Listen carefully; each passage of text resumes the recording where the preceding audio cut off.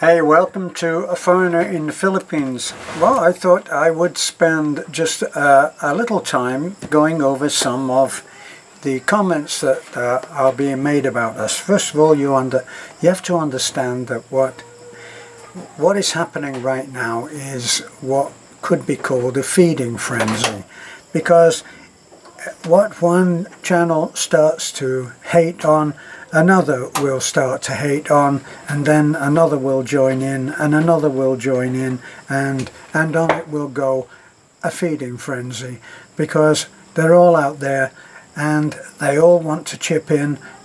People that we've it's very funny actually, because these are people who we have never met, who know nothing about us, and they're making statements about, I don't know, just some of them quite personal, just short of how many times I go to the toilet. Sometimes it's twice a day, okay, just between you and me. So, back to the public stuff. That's not the house that I lived in. If you've looked at it, that was not the house, nothing quite so grand.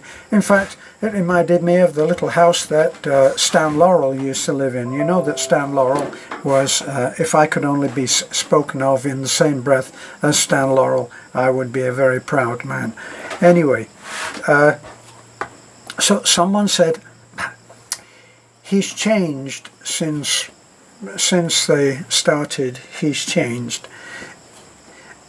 I wonder if you understand what changes a person goes through when they are suddenly confronted with what are for other people life-threatening situations. For instance, Dennis came to us well over a year ago, and Dennis is what we have called not politically nice, but then how many of the things that we say are politically correct. Dennis came to us and he had a tumour in his thigh, between the groin and the knee, and it was huge. It was a shock to see it.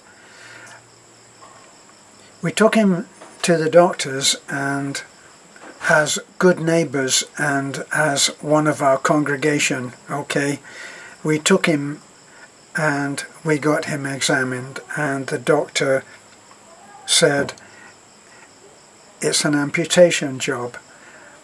And back then it was a shock to me, because I'm looking at this thing. He dropped his shorts down, and we could see that it was right up into the groin. It was a horrible thing. He's a young man, and he went away and thought about it, and then he let us know by message that he just wasn't ready for that, and you can understand that. Then a little while ago he came back. Now he was in pain, whereas before, ironically, unbelievably, he was not in pain. So he had last year had turned down that as being something he wasn't ready for. Now he was in so much pain, he was ready for it, and we took him. And I sat with him, this young man of something like, I think he's about 28, and I listened to the doctor when the doctor said that he would have to amputate, and he'd have to have his leg amputated right up into the groin. It was a horror for me, because I'm not a medical practitioner, but I can see when something is going to be extremely invasive. So then the doctor came out with the real news. He said, I want you to know, he's speaking to me in English now, okay? You should know that this is not a cure. Sorry, Doc, what does that mean? He said, this is only to contain the pain. This will relieve him of the pain of having that leg attached to him, with that huge tumour. But the disease itself has gone up into the body, and we can only just contain the pain. So if it's not a cure, what is it? We can give him some time. And that time was revealed to me that it was about 12, maybe 14 months of life, relatively free of pain. Now, am I changed? If that didn't change me, looking at baby Faith changed me. Seeing a little tiny 3-month-old child fighting for her life with a tumour the size of this in her back. Yes, that changed me. I became a different person. Am I arrogant because of that? I don't think so.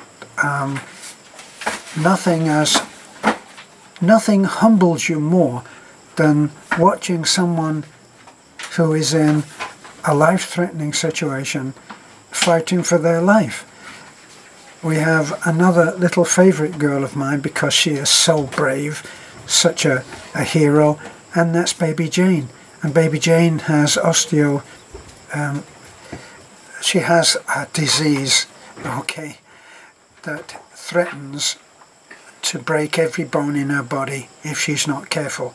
And not being careful means she's a 6-year-old that can't go skipping with a skipping rope. Was I changed? Yes, I was.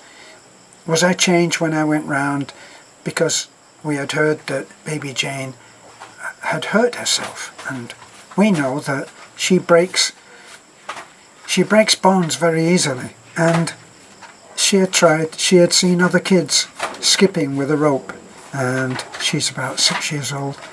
I'd like to try that. And she did, and she had a compound fracture of her leg from the knee down.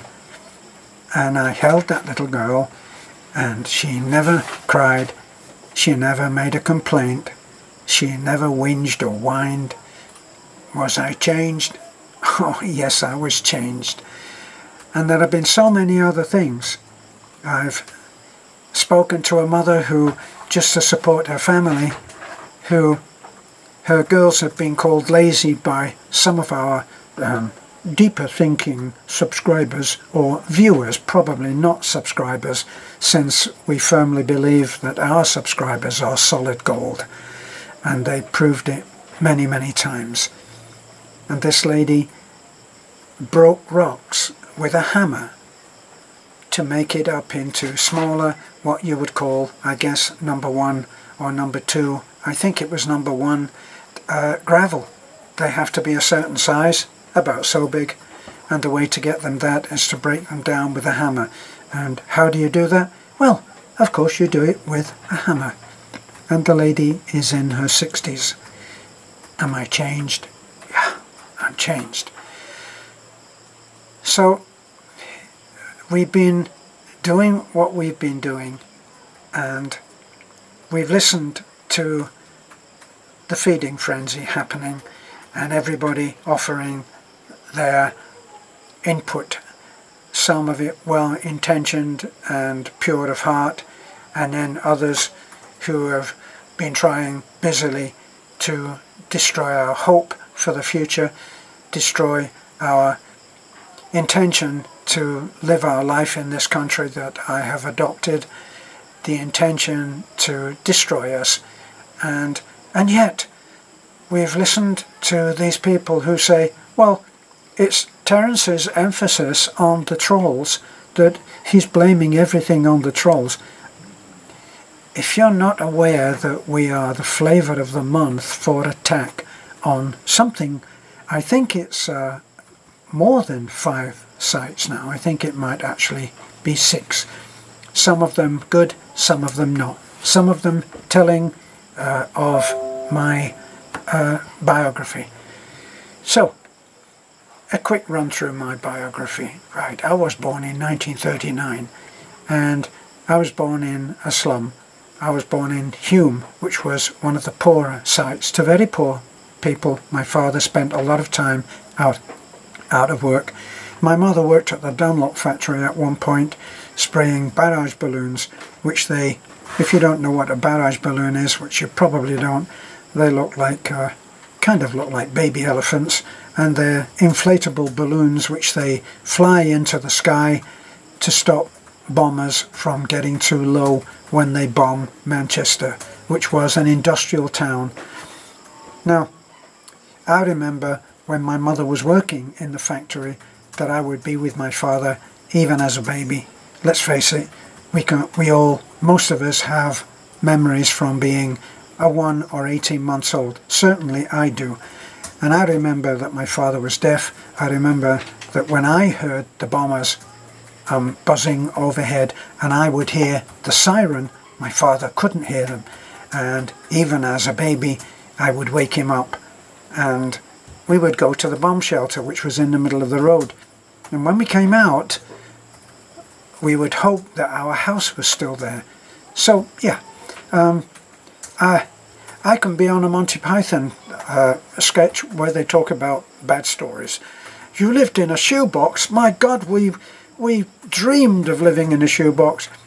Monty Python ruined the whole idea of sad stories by their sketch on Monty Python. So, it wasn't a sad story, but we lived through some difficult times. And I was born in 1939, and I always say, jokingly, I was a middle child. Middle children always get blamed for everything, but believe me, I was not responsible for the Second World War. Can we just get that straight? So, I went to school. I finished school when I was 15. I went into a factory where I was packing stuff, and then I started to learn to use a sewing machine, got bored with that, and I got a job at least in training at the Robin Hood pit, where I trained to be a collier, a coal miner, and we would go down the pit every other day. So sometimes it was 3 times in a week, sometimes 2, and the rest we would go to college. On the day that I was supposed to go and start a job at Bradford Pit, I never started that job because my father, unbeknownst to me, had written away to the Argyll and Sutherland Highlanders band, and they had accepted me and told my dad, yes, take Terence along to the nearest recruiting station, centre, and get him to do the tests and tell them that you have already been accepted for the Argyll and Sutherland Highlanders. And I was accepted because the test was minimal, probably about the intelligence that's needed for a dining room chair. And off I went at 15 and a half, and I went to Stirling Castle. And I was in Stirling Castle for a little while. Then I went to a boys' school, and eventually I was sent, within months, I was sent off to Germany. And I went to Germany. By the way, I went as a boy musician. I never fired a gun in my whole time in the army. We were what was called non-combatant. Musicians are non-combatant. And we would go without training. That's the British Army. Without training, we would apparently be medics or something like that, first aid, if it was in battle. So, I was 16 on my birthday, and I was in East Berlin in the British sector, and when I looked out the window of the block that I was in, I could see the Russians on the other side of no man's land. Big adventure, wasn't it? But anyway, I stayed there for not too long, actually. While I was there, I had lessons from I believe the principal trombone of the Berliner Philharmonic Orchestra, and it turned out purely by accident that I had a talent for playing the trombone, and I actually became very interested in playing the trombone, wanted to go, and my dream was that I'd heard the Stan Kenton band, and I said that's for me. And I wanted to go and play in the Stan Kenton band. It was a dream, that's all. I never played in the Stan Kenton band. I never got there in time. Stan Kenton very unreasonably went and died, and so I never got to play with his band. What I did play with were successful. This is when I got out of the army, 8.5 years in the army, under protest. I was a difficult soldier, never any good to the army. Authority didn't like me and I didn't like them, so we actually understood where we both stood. When I got out of the army, I played in a circus band at Olympia. I did a 17 or 18 week season with Bertram Mills Circus, and I played in the band there. And then after that I went and I played in various clubs, and then finally I got a job with what in England was a fairly well-known band, and that was a working band, a top 40 band. We played to audiences and we played all over the country, and that was Bob Miller and the Miller Men. And I stayed with them doing live broadcasts at the Playhouse on the Embankment, the BBC Playhouse, and we did a show every Wednesday called Parade of the Pops. Later I left that and I had a band of my own. I started a band of my own, and I worked at what was then apparently, so I was told, the Orchid Ballroom in Purley, which was apparently the biggest ballroom in Europe. Don't know how true that was. It was anecdotal, told me by somebody who apparently knew. After that, I got fired from that job. I didn't get along with the other band leader, and I didn't like the manager, and I had problems with authority. Sorry, I did. I'm not good with people bossing me around for no reason. So that didn't work out so well. But later I went and I worked for a while with a guy called Wally.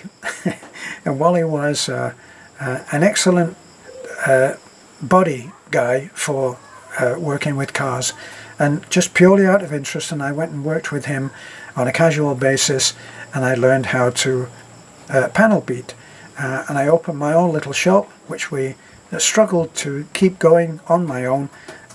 It was a double garage, that's double unit. My friend Martin used to do the mechanical work, and I did the panel beating and spraying, which I had something of a talent for. That soon wore out on me. I got tired of just being filthy all the time, and I took a job with a band. And later I was, this was coincidentally, was a band that was playing back at my old first haunt, which was the Orchid Ballroom in Purley. And I went back there, and I was there for a very short time, and then I was offered a job with Ray McVeigh, the Ray McVeigh Orchestra and Singers, which enjoyed a measure of success and renown. They were very successful. In some places we went, people didn't even bother to dance, as was with Bob Miller and the Millermen. They knew who the band was. It was very successful and well known, and I enjoyed a certain measure of renown. In Ray McVeigh's band, I was one of the lead singers. There were two lead singers, and I was one of them. I also played trombone, and at times I would be responsible for trying to get what was the vocal team into some kind of shape, because I had an ability to do that too. So I was actually with Ray McVeigh for something like 7 years, travelling all over the country, and I did a gig with Ray McVeigh for the 30th birthday of Prince Charles. I'm no great lover of royalty, and then after that, shortly after that, we were flown to the Arab Emirates, and we did a one-night stand for a royal family out there too. We were flown out there just for that one night. I think we were around the night before, the night and the night after, and then we were flown back. I got a princely sum for that, as I did for Prince Charles' birthday. For Prince Charles' birthday I got £24 sterling. it's tough at the top.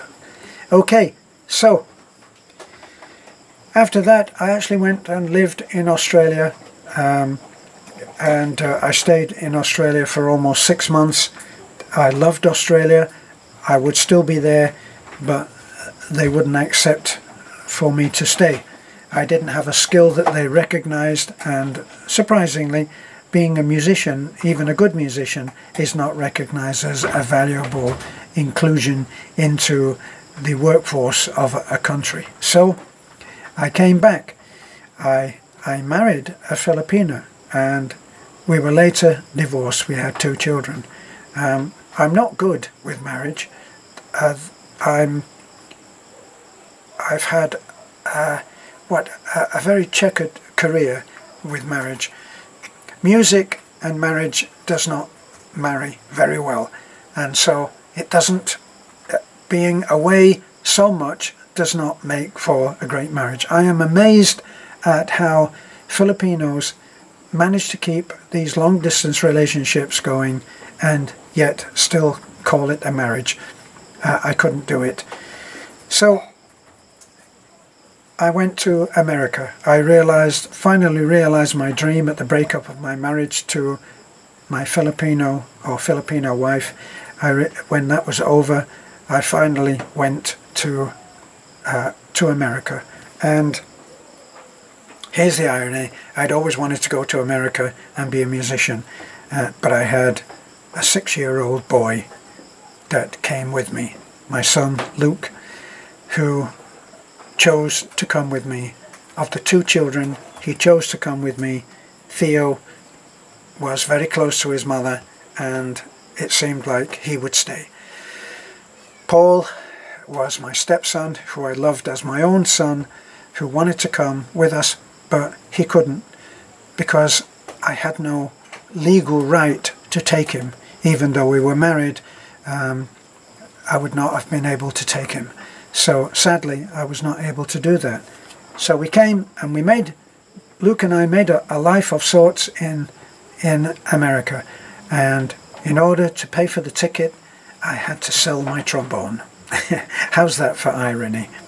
So it was an easy decision to not be a musician in America, because I didn't want, if I had been a musician in America doing gigs at night, then it would have meant that somebody else would put my son to bed and wake him up in the morning. So I decided that's not going to happen, and I began to woodwork. And I worked various jobs, and then finally I had a job offered to me with a company that made movie props. That was Icon International. Icon Authentic Replicas. That was their official name. I worked with them. I was the woodshop manager. I learned a great deal, became much more interested in my art and my talents in that direction. And when that company actually went bust, I stayed in the small shop in the place that they had, and I opened my own workshop, and I got some work, and I did some quite good work for, it was called Movie Props, for a company that rented props of all kinds. You know, if you're going to do a movie about somebody living in a slum, you need to have poor furniture. If you're going to do a movie about someone who is a millionaire, you need to have expensive furniture. And they would lend you everything from how to set the table, to ornaments, to pictures, to furniture. And I did some gigs for them. And in fact, up until fairly recently, one of the pieces that I did for them was on their front page. I think it may have changed now, but for a long time it was one of the consoles that I made for them. I did other work. I did all 4 characters, a sculpting job. I did all 4 characters of The Wizard of Oz, and I made those for a company in Chicago, which was a theater. It was a movie theatre restaurant, and you could go there. And the main theme of that, the man was a lover of the Wizard of Oz, and I was booked, commissioned to do for the, obviously Dorothy, obviously the Tin Man, the Lion, and the Scarecrow. And I made those. Whether they're still there, I very much doubt it. But that was in Chicago. So when things went down the drain, I lost my house. My then Chinese wife, I divorced. I was left with nothing. I lived in a warehouse for a while, very, very kind courtesy of a friend, next to the public library in Fort Myers. If you live in Fort Myers, you'll know that there's a very quirky looking place, very eccentric, next to the old public library, painted all in different colours. I lived there in a room in that little place for a while. And then I lived in a squat. This is not a glamorous story, never intended to be. I lived in a squat with a friend. We kept a house from going into ruin when houses were staying empty for years, and we lived in a very nice subdivision where the people that lived next door to the house that we went and stayed in didn't want it to become an abandoned ghost house. So they helped us to get into that, and we took care of that house for something like 2 years. And then I decided it was time for my next adventure in life. I was getting bored, and I decided that I was going to leave, and I sold everything. This is much publicized, how I left with only $2,000, and now look what he's got. Obviously it can't be true and it can't be honest. It is true and it is honest, and we will stand by the figures that brought us here.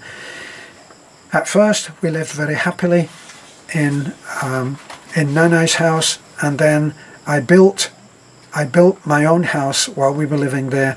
I built the house that we live in right now. We did that by choosing materials that I could lift. In my aged condition was metal stud, and I worked in metal stud, and I built the house single-handed with a little help here and there, and we live in that house now, even though it's not actually finished. We started around 2 years ago. We started our channel, and that's when we actually started to do what we're doing now. And our legal action prevents me from going into too much detail on that, but I would like to make one point, and this is often disregarded. From the start, as soon as we realized that there was licensing involved in being a good neighbor, we tried. We went to the DSWD, help us, can we get this permit done? And they said, no, this is no good for here because it's only for soliciting funds from Filipinos. We weren't doing that, we were getting money from abroad. We continued to try, and right of now we are in the process, and our application with every requirement made and supplied. Our application is in the SEC somewhere, whether it's being dealt with, whether it has been dealt with, whether it's just being on hold. Maybe they take this long to do things. Even the attorney that we have now got working for us said, we said, well, what is it going to take, 4 months? And he said, 6. So we were then called in, and we went in, and we were asked on subpoena to go and talk to the NBI. And we went into the NBI, and they were very surprised to learn that we are in process. And that was a surprise to them. So they'd done a great deal of research, and eventually we walked out with the agreement that we would not do anything that could be misinterpreted as welfare work. And we have now kept to that agreement, and we are in waiting for the SEC. Meantime, our haters, and if you don't believe that the haters are real, have a look around. They're there, and they do what they do best. They hate, and they try to destroy, and they try to bring down, and for no other reason than that's what they do. Okay, somebody recently said on our chat, I wouldn't be able to find it now on the phone, it would take me too long, but this subscriber said, heads up, let's a reality check for those who are holier than thou and do everything right and are trying to bring down Terence and Beth in what they do.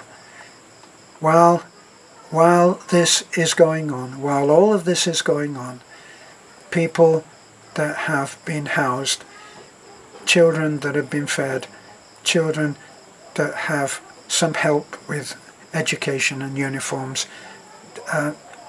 children who have had operations, people who have been helped, amputations, hysterectomy.